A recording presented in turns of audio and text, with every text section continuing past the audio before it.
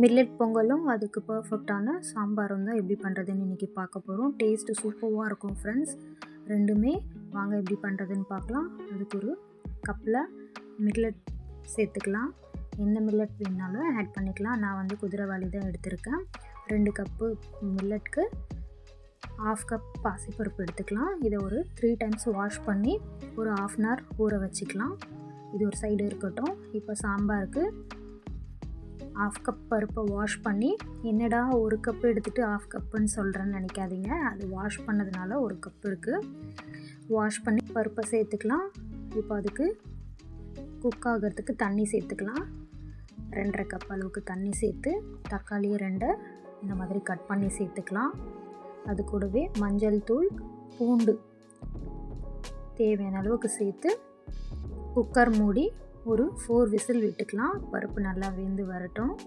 அதுக்குள்ளே நம்ம சாம்பாருக்கு ஒரு தாளிப்பு ரெடி பண்ணிக்கலாம். அதுக்கு ஒரு பேனில் ஆயில் சேர்த்துக்கலாம். ஆயில் காஞ்சதும் கடுகு சேர்த்துக்கலாம். கடுகு பொரிஞ்சதும் ஆனியனும் க்ரீன் சில்லியும் சேர்த்துக்கலாம். க்ரீன் சில்லி வந்து ஃப்ளேவருக்காக தான், உங்களுக்கு வேணான்னு ஸ்கிப் பண்ணிக்கலாம். இப்போது வெங்காயமும் க்ரீன் சில்லியும் கொஞ்சம் வதங்கினதுக்கப்புறமா தக்காளியை ஃபைனாக சாப் பண்ணி சேர்த்துக்கலாம். நம்ம ஆல்ரெடி பருப்பில் தக்காளி சேர்த்துருக்கோம். ஆனால் இந்த மாதிரி வதக்கி சேர்க்கும்போது இன்னும் டேஸ்ட்டு சூப்பராக இருக்கும் ஃப்ரெண்ட்ஸ். அதனால் நல்லா ஃபைனாக சாப் பண்ணி சேர்த்துக்கோங்க. இப்போ தக்காளி நல்லா குழஞ்சி அதுலேருந்து எண்ணெய் பிரிஞ்சு வரும். அந்த ஸ்டேஜில் காரத்துக்கு மிளகாய்த்தூள் ஆட் பண்ணிக்கலாம். எந்த மிளகாய்த்தூள் வேணாலும் ஆட் பண்ணிக்கலாம். சாம்பார் மிளகாய்த்தூளாக இருந்தாலும் ஓகே. அது கூடவே இப்போ நல்லா வாசனையாக இருக்கிறதுக்காக சீரகத்தூளும் தனியாத்தூளும் சேர்த்துக்கலாம். இது வேணும்னா ஸ்கிப் பண்ணிக்கலாம், அப்போவும் நல்லா தான் இருக்கும். பட் இது சேர்க்கும்போது இன்னும் ஃப்ளேவர்ஃபுல்லாக இருக்கும். அது கூடவே பெருங்காயத்தூள் கொஞ்சம் சேர்த்துக்கலாம். இப்போ நல்லா மிக்ஸ் பண்ணிவிட்டு, இப்போ நம்ம பருப்பு நல்லா வெந்து வந்துருச்சு. அதை நல்லா கரண்டிலேயே நல்லா மிக்ஸ் பண்ணிக்கலாம். தக்காளியும் பூண்டும் நல்லா நசுக்கி மிக்ஸ் பண்ணிக்கலாம். நல்லா மிக்ஸ் பண்ணிவிட்டு இப்போ நம்ம வதக்கி வச்சுருக்கிற தாளிப்பை இது கூட சேர்த்துக்கலாம். இந்த பருப்பை குழந்தைங்க இருந்தாங்கன்னா அவங்களுக்கு ரைஸோடு சேர்த்து உப்பும் நெய்யும் சேர்த்து பிசைஞ்சு ஊட்டினா நல்லா விரும்பி சாப்பிடுவாங்க. டேஸ்ட்டு சூப்பராக இருக்கும். நீங்களும் ட்ரை பண்ணி பாருங்கள்.